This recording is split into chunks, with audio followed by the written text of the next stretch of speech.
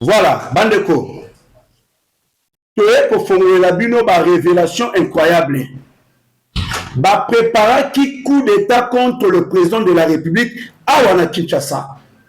Heureusement, CIA pe Mossad et l'andeli est détecté.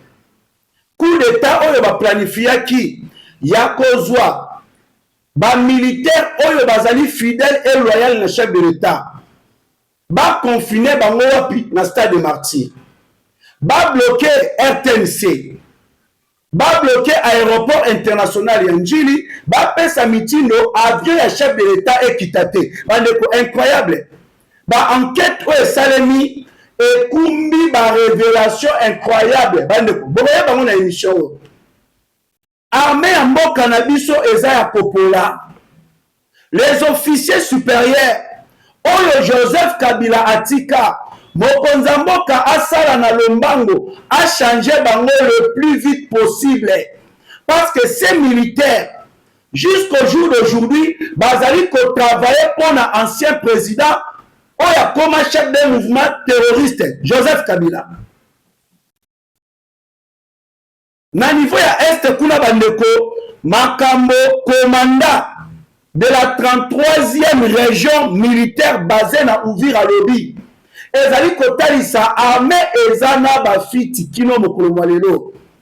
Atalisi ete soki intervention esalemi na lombango te territoire d'Uvira Fizi ezotombe na maboko ya ba M23. Nani alobi yango commandant ya 33e région militaire basée na Uvira. Bano, toyeli bino makambo. Bakangaki ba militaire na biso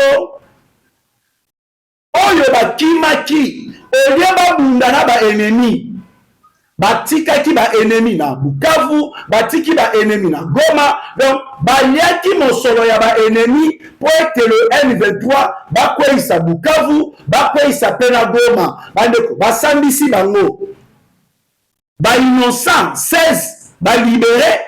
Le reste oyo batikali baza coupable bakondane bango bandeko makambo mosolo bandeko bakorompaki bango na Rwanda. Émission lelo nalobi papa mama elenge bon like émission mpona kosécuriser yango bon s'abonner mpo borataka ba révélation toyaka na yango te bon partager lien émission et ça la tour du monde ba congolais bakoka koyeba nini eza koleka na mboka ya Congo émission lelo bandeko etembi ba révélation boboni ba jeune oyo bazalaka na IDPS quand Jama Kaboun a quitté IDPS ba jeune wana balandaka ye bandeko lelo bozi bomoni bayambi bango epai ya Augustin Kabuya balobi na minoko na bango bakite Jama Kabunda eloko nini oyo bango bazwi badécouvrir oyo esali ete bakite Jama Kabunda bokoyeba yango awa bandeko Paul Kagame a sololi na moto moko amibengaka ete non je me bats pour l'intérêt général de la nation nazobunda mpona bacongolais mais makambo nini tata wana basololi na Paul Kagame mission nini Kagame apesi na ye mission nini bapesi na Fridolin Ambongo bandeko na ye na makambo mission nini bapesi Fridolin Ambongo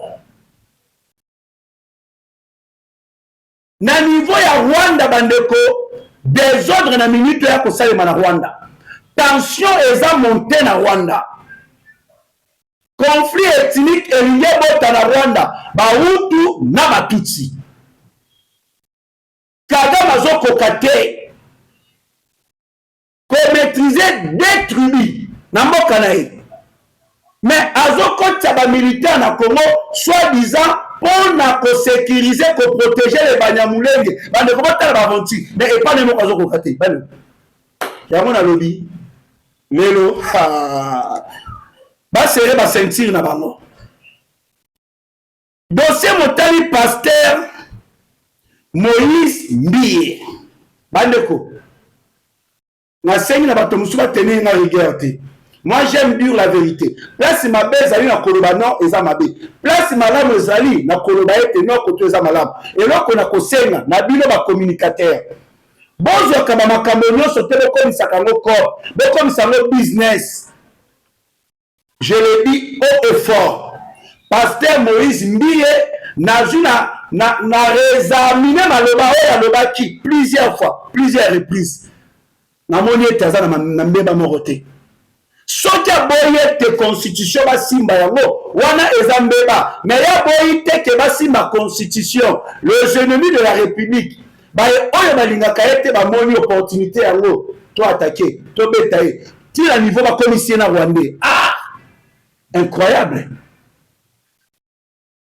Babani kobimisana ba dossier ono asalaki cop na John Chibangu ya kosombela John Chibangu lopango ndaku moko na Dubaï écoutez 3 millions de dollars mais a escroqué John bandeko botala kibondoki botika pasteur abatu. Pourquoi vous avez kobebisaka ya image ya mboka botika pasteur abatu asali vidéo pona ko expliquer azana na opposition te bino ba opposa botika e mais bazwi yango babongolisi yango balobi botala régime en place soko lobi eloko contre régime yango bakosalisa o video na makasi oke basalisi pasteur Moïse Mbie video te alobi yango ye moko sanke batinda ye na volonté na ye. Bonjour et bonsoir chers fidèles internautes de partout dans le monde. Ezali ko dépendre na ngonga oyo vous avez une émission au Colombo na KN Télévision, aussi na Petrouza Télévision.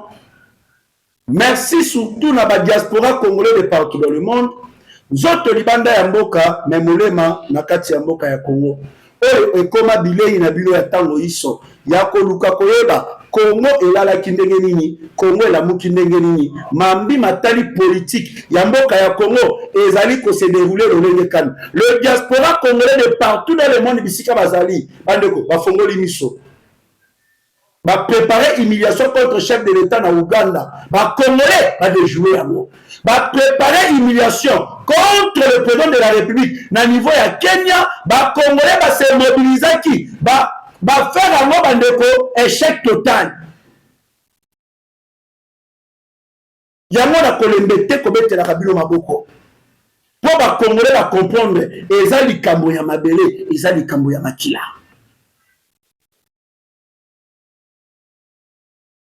Dossier général Kabilize Oyazali commandant Tona Loba chef d'état-major ya bagarde républicain Oyo babenaka bagarde présidentielle. Boyokaki il a été interpellé. Nasuka makambo bakangiye bandeko ozari. Qu'est-ce qui se passe? Ebele na bato ba komi tuna motuna. Asali nini? Mbeba na ezali nini? Nini oyo mobili pendant que ba auditionné yango na lobi papa mama elenge bocha kiti bozoyo kamakambo. Le président de la République Nzamba lingiye. Chef de l'État Nzamba lingiye na eloko na kosenga na mokonza mboka na beta kasete na epenga kango tant de fois chef de l'État sala pe ba officier supérieur na yo na yebite pourquoi ba congolais baza facile à corrompre, pourquoi nos officiers baza facile à corrompre. Kabila na Kagame basala nini na armée ya mboka na biso bandeko bozoza ba révélation. Premièrement, ce que vous devez retenir, beaucoup qui peut imaginer, général Kabilize a organisé entraînement militaire, des simulations accompagnées de tirs à balles d'exercice ou encore cartouches blanches. Wapi na stade de Martyrs. Oyo ezali à quelques kilomètres na RTNC, chaîne nationale. Makambo yo ya sali a organisé bandeko sans pour autant baye oyo bazali sur le plan sécuritaire bayeba. Asali makambo wana bandeko 1. Chef d'état-major général ya FARDC a évité. Le chef de la maison militaire ya mokonzi ya mboka général Martin Malou ayebité. Le ministre de la Défense Bikabo Mwangavita ayebité. Le ministre de l'Intérieur chargé de sécurité Jacquemain Chaban ayebité. Gouverneur de la ville-province de Kinshasa, Daniel Bumba Lubaki ayebité. Et le président de la République, Félix Antoine Tshisekedi Tshilombo, oyo azalaki libanda ya mboka batikali pe ko informer na yango te exercice militaire wana. Bayebanso oyo nazwi na tangi bandeko, bayebanso oyo bazali ba personnalité chargée de la sécurité du pays. Bayaki komona communiqué wana à la veille ya date yango oyo sengeli makambo esalema. Nde bango baye komona bandeko botala kaka communiqué bimi kaka le jour eloko linde salema. Bandeko nde bango baye komona. Or que je l'ai dit tant de fois, il y a des choses où les akosalema, des informations où les ali kokumba na ba service na biso ba de jouaka ba complot contre le président de la République, ba blokaka ba coup ya mabe ya ba ennemi contre la République démocratique du Congo. Toutes ces informations ebimaka na CIA, ebimaka na Mossad. Bango ntango bazwaka ba information wana nde bapesaka na baservice ya sécurité na biso, nde ekumbaka na baservice ya sécurité na biso, ekangaka bato wana ya mabe. Général Kabilize, chef d'état-major ya bagarde républicain, bagarde présidentielle oyo basiraka sécurité ya mokonzi ya mboka ozare bandeko. Après auditionner, baye kolonse enquête, koka koyeba. Et loko wana pourquoi informaki te le personnalité au bazali chargé na makambo motali sécurité ya mboka. Informaki bango te pona nini? Balobi balancer ba enquête bayeba. Objectif bit na yango ya eloko wana izali pona nini? Bandeo. Après les enquêtes, il a été contesté que son plan était de faire les choses de la manière suivante. Bandeko, Boyoka. Plan na ezalaki asala makambo de la manière suivante. Boyoka. Yaliboso. Rassembler tous les militaires loyalistes au président de la République, Félix Antoine Tshisekedi Tshilombo, dans le stade des Martyrs. Donc, les militaires au bazar loyal. Oyo bakoki kokufa pona mokonzi ya mboka. Kanisi bango nyonso. Wapi? Na stade des Martyrs. Ya liboso objectif. Yami bale bandeko, prendre le contrôle de la RTNC et d'autres institutions nécessaires de la République démocratique du Congo. Donc, qu'on soit contrôle, parce que Stade des Martyrs, et ça à quelques mètres na RTNC, quelques kilomètres na RTNC, Stade des Martyrs. Coup d'état ce qui est lié Salema, chaîne nationale, aéroport. Donc, il y a préparé qu'on soit ba institution nécessaire mon source de la République démocratique du Congo, qu'on soit contrôle ya RTNC. Deuxième. Troisième, ezali qu'on soit contrôle ya aéroport international ya Njili. Peko pekisa l'atterrissage ya avion ya chef de l'État, aussi la neutralisation des officiels loyalistes au président Félix Antoine Tshisekedi Tshilombo. Bandeko, eza coup d'état. Maïmanso o bazu ba découvrir yango wana na nzela ya ba enquête etalisi plan na ye kosanisa ba militaire loyaliste au président de la République na stade de Martyrs ba bloquer bango kuna ba azu contrôle ya RTNC chaîne nationale aussi ya ba institution mosusu nécessaire de la République démocratique du Congo pe aéroport international ya Njili ko pekisa bokiti ya avion ya chef de l'État aussi qu'on neutralisait les officiels loyalistes au président de la République, Félix Antoine Tshisekedi Tshilombo. C'est déjà un coup d'État. C'est déjà un coup d'état. Nalobaka ntango nyonso monoko na nganga tolansaka ba investigation. Nos sources et ton pakabiso rarement. Parfois quand je lis des choses, il y a certains missus balandaka biso ba banalisaka yango ba monaka yango comme si ce sont des bêtises, mais tandis que na oyo tolobaka toyebi nini toza koloba ngo déjà en avance. Mais tango makambo tolobaka et comme mana poisa mais bon na bato bavandi kinya et bon c'est kata biso ba merci. Bozali ko se rappeler bandeko na lobaka na bino kaka awa na KM télévision aussi na Petrus à télévision ezalaki na réunion moko purement stratégique de la coalition M23 bar RDF bar AFC oyo ezalaki organisé na Kigali où la France et la Chine ba participaki na réunion wana na bosololi na bango ba décidaki ko éliminer physiquement le président de la République Félix Antoine Tshisekedi Tshilombo. Mais tant on a le baki yango, tant on a belelaki, mais ba to abulaki yango la blague. Affaire ya général Kabi Kilize. O ka ba komona bango.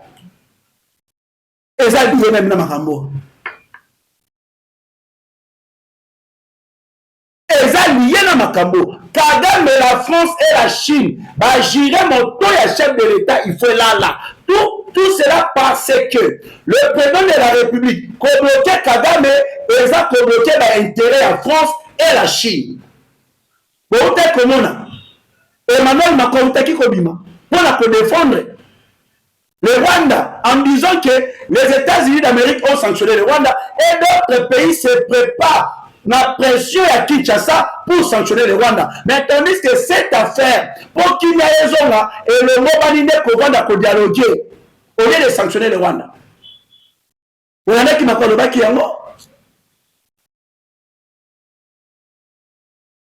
Oh, on a conseillé à la chef de l'État, et les amis mon Konzamboka, ba généraux, oh, le Joseph Kabila, Atika, la Katarame, Yamboka, la Bisso.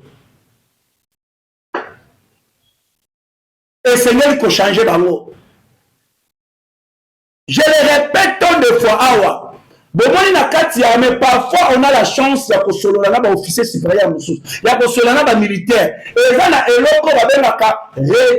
redevabilité. Na répéta mo awa.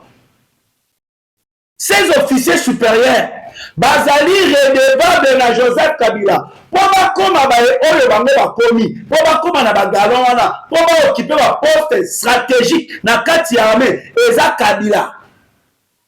Donc bazali redevable na Joseph Kabila. Même la Bible dit, bandeko, Bible le Bible baservaka 2 mètres à la fois te, soit moko kosala la malamo, mosusu ko trahir. So ba officier wana, ils sont en train de trahir le président de la République au profit de l'ancien président, aujourd'hui chef d'un mouvement rébellion, na kombo ya Joseph Kabila. Tant que ces officiers bakozala na ba poste stratégique ko bazana yango, ils vont toujours comploter contre le président de la République. Combien de gens attendent dans la prison, il y a militaire en combien les officiers supérieurs? Combien attendent? Puis du jour au jour, bazo continue à kokanga kaka bango. Parfois je me demande, je me pose beaucoup de questions. Pourquoi nos officiers, pourquoi des Congolais sont faciles à corrompre, à manipuler? Pourquoi bandeko? Maintenant Kabila basala ni na kati armée ya mboka na biso. C'est là où sikoyo nazozo na sikoyo na James Kabarebe. Pour comprendre que on doit vraiment changer les officiers supérieurs de notre armée. Car le danger bandeko est total, les dangers. Eza musikate, eza na porte pour la mission na biso. Laurent Désiré Kabila,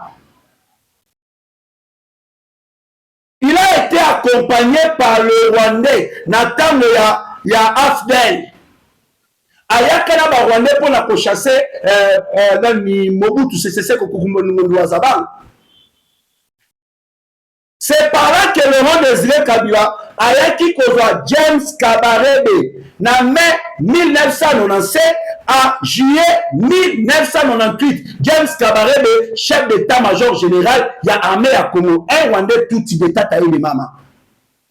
Vous voyez bien histoire, état de Sakaete James Kabarebe Azalaka oncle et Joseph Kabila. Mais Azar Rwandais. Maintenant Kabila Rosalanani. James Kabarebe, chef d'état-major général, 1997 à juillet 1998.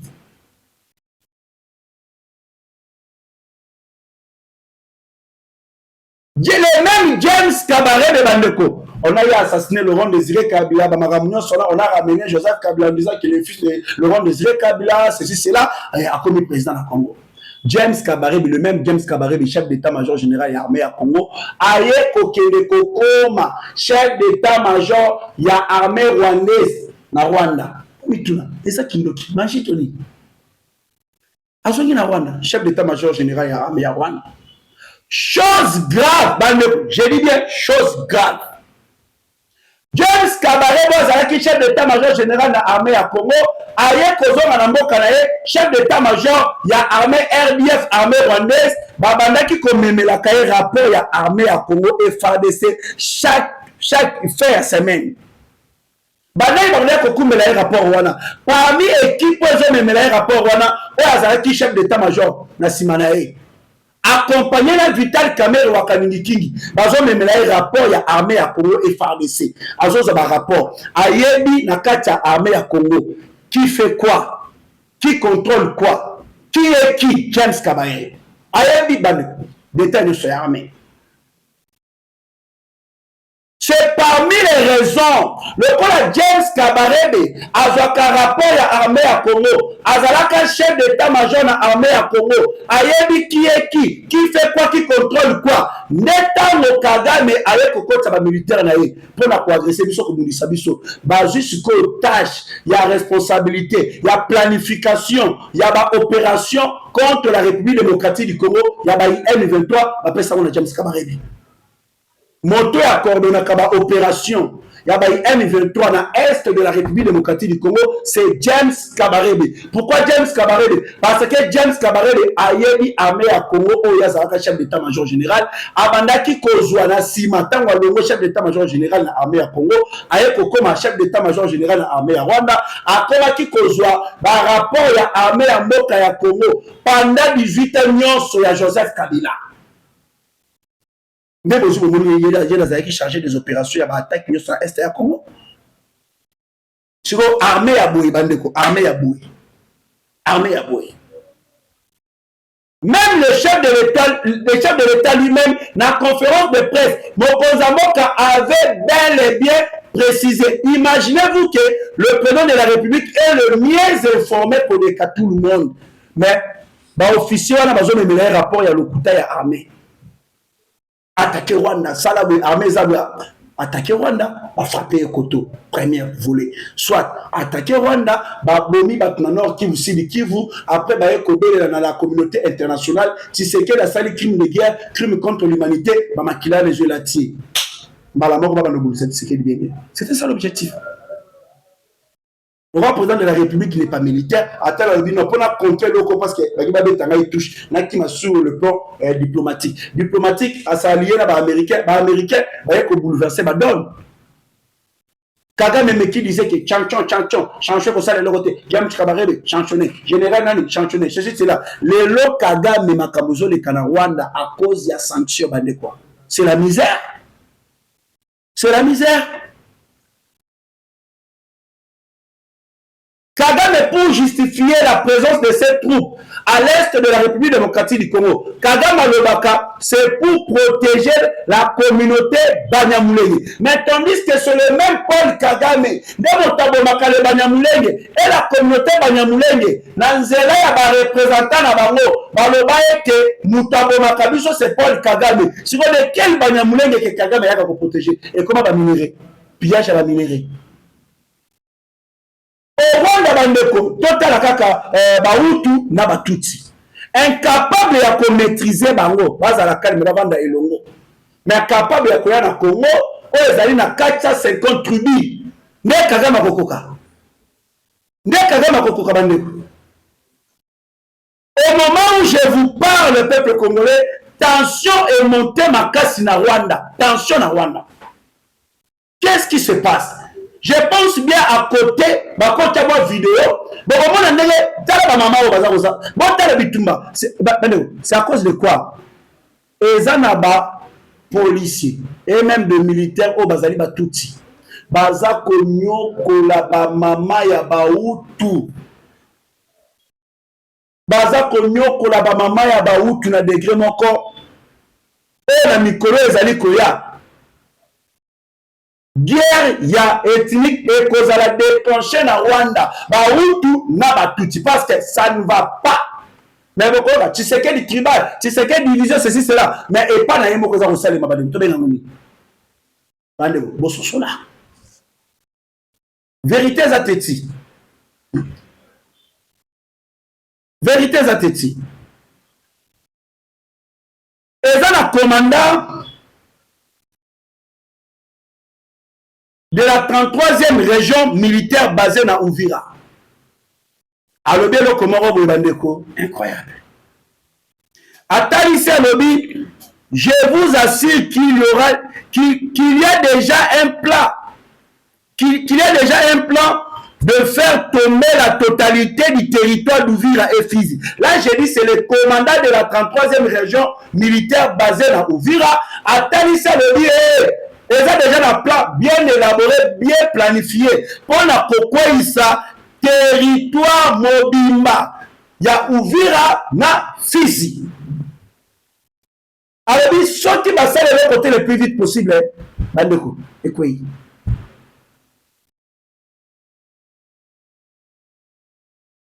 Et quoi? Le Wazalé ne va pas faire la mise. Chef de l'État, il faut que tu aies la dossier, madame. Torosutuka, Ouvira, la Fizi est tombé. Procès Monsalemaki, verdict fixé à Kisangani.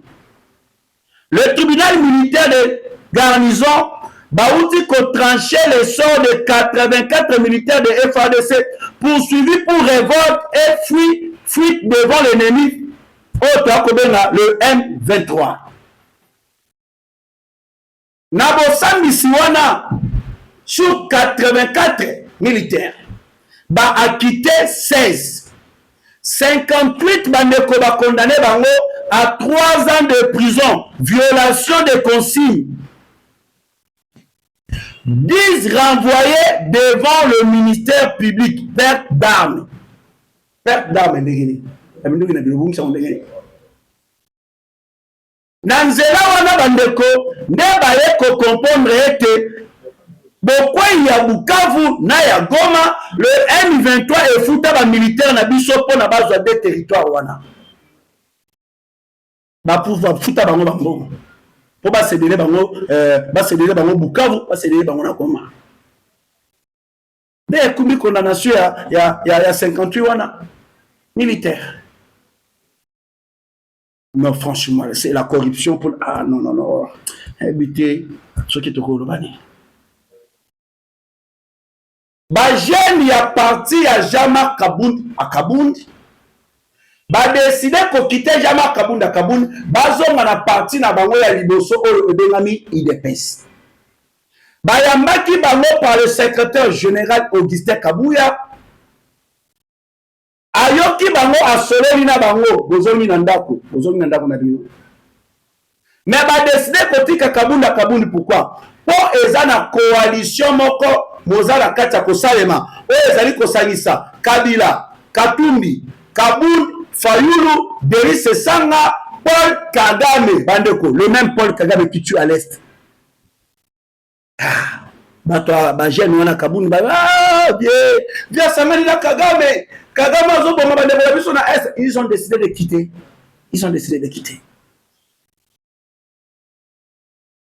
Martin Fayulu bandeko Bayokani na Paul Kagame, bandeko. Pourquoi imaginer? Ami ben soldat du peuple, ceci, cela. Bayokani na Paul Kagame. On doit combattre Tshisekedi de l'intérieur. On doit planifier des manifestations pour contester la révision ou le changement de la constitution. Ils ont tout planifié. Kagame a saisi même Ambongo. Ambongo n'est Zalaka. Ambongo saisi par Kagame. Soki kaka Tshisekedi a bandi kaka makambo wana na nzela etonda. Qu'est-ce que Ambongo a dit? Bande boyoka. Fridolin Ambongo alobi nini? Fridolin Ambongo alobi boye bande kolanga ba congolais de père et de mère. Ambongo alobi changement de la constitution. Les jours à venir seront difficiles. Et je tiens ici à demander au peuple de se tenir en ordre. De se tenir en ordre de marche lorsque le moment viendra, lorsqu'ils obtiendront à faire passer ces lois qu'ils nous trouvent sur leur chemin. Cardinal Ambongo. Mais on tue les Congolais à l'est de la République démocratique du Congo. Ba maman baza ko violer bango. Ambongo asalaka ni message moko ya kokabola mawana bango. Ni de condamner l'agression rwandaise, voire même de citer le nom de Paul Kagame comme le chef d'état-major de cette agression et le remorté. Mais ce qui concerne la révision ou le changement de la constitution, là le même Fridolin Ambongo, Koloba au peuple, vous allez déjà prêt, vous allez déjà aux alertes. Tango et Koko Katropé, ça m'a donné le Mananzela. Incapable, ya Kolobela Bango, mais capable, ya Kolobela Mananzela. De quel peuple Bango Balobaka? Est-ce que Bango ça la allusion, la infiltré la Bango? Là, là, parfois, moi, je me pose la question de côté. Voilà. Alors, bien, pourquoi Kagame Ambongo? Il faut que ça les logo ticket de ma conscience. Sinon, il faut accès à troisième mandat. Aussi, bah, intérêt à biso ya Rwanda où il va dans la carte constitution et kokende. Ah, c'est ça. Je pense bien que comme il y a presque la souka émission la biso, dans le baki na kolobela dossier Motali, pasteur Moïse Mbi, et c'est là où nous allons chuter. Voilà. Pasteur Moïse Mbi, boyokaki dossier na ye, na ba collègue na ye ba pasteur. Ata baza ba papa Mikolo soki ndenge baza ba collègue les ba pasteur. Bango so baza ba pasteur. Moïse Mbi, après avoir na landi makambo lobaki, je trouve que azana problème té. C'est tout à fait normal.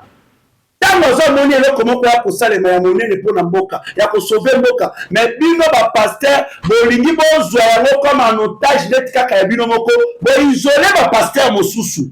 Bande Moni ba pasteur balingi ba bikufila ka bambongo ceci ça bazoye baté importance à makambo constitution et Seigneur est associé biso nyonso parce que tozana bandimi au peut faut totalisa bango pourquoi on doit réviser ou changer cette constitution yango le belaki bango bongo ko ba oya le baki directement bozi bomona ki ba M23 ba publier ngo balobi Moïse Mbiye azali muluba ya très bonne qualité mais tango pasteur Moïse Mbiye Ayamba qui a prêché qui contre ce qui se passe à l'est de la République démocratique du Congo. Wana et pas yabayi M23 là, azara qui muluba ya très bonne qualité qui. Bon t'as des manipulations continue makambo. Le pasteur Moïse Mbi est dans top Congo. Atalisa lobby, on peut changer ou réviser cette constitution même 50 fois. Mais ce qui est pour l'intérêt à Congo na Kobo ya pour nini. Atali ça contre le changement de la constitution. Atali ça contre ma pasteur, ma commis, ma commerçant, ma mafieux. Il a totalement raison. Aye kobi ma sali vidéo moko ya kotambola bozi bomoni. Atali c'est la za la ka opposition te. Ba opposa ba tika na za na ngana bino te. Ngai c'est le Congo d'abord. Alors bien Seigneur la kaloba. Atali si on peut changer la constitution, je suis pas contre ceci cela pour l'intérêt du pays, je ne peux pas contester. Alors bien aboyi bino ba opposa ba comme ça ou soit que za ngabo bongo lisanga makama politique to ko sala makama opposition na za kuna te je suis pasteur na na église za parti politique te atali si bandeko lokola ba ennemi de la république lokola ba congolais mosusu baza facile à corrompre et à manipuler baya kobimisela mosusu oh non le pasteur Moïse Mbiye babetaka ko na général John Chibangu apesaka na ye mosolo asombela ye ndaku na Dubai ye akenda mosolo wana oh non ndenge eza boye pesanga 2 millions ndaku wana eza ya 3 millions bakiselanga 1 million John Chibangu abakisele 1 million esali 3 millions oya asombela ndaku wana asomba ndaku wana te a escroka ye so John Chibangu aloba na ye tokende na Dubai na mona ndaku yango Moïse Mbiye alobi no ngai naza vraiment trop occupé tala makambo ya église mayena kena eza te o John Chibangu aye kotina ndeko na ye moko akele kotala Moïse Mbiye asomba ndaku ta escroka ye botala bamakambo ya lokuta bakomi kokrele kaka pasteur ya bato tobanga nzambe bandeko makambo ya lokuta kaka mpona konui ye aussi balobi oyo video asali wana ona botala régime ezalaka kaka soki moto aza contre alobi oyo comment contre régime il faut baservice esalisa ye video na makasi video oyo pasteur Moïse Mbiye asali eza baservice esalisi ye te eza ye moko atalisa ye te botika kozwa ye bopolitize makambo na ye te il n'est pas politicien c'est un pasteur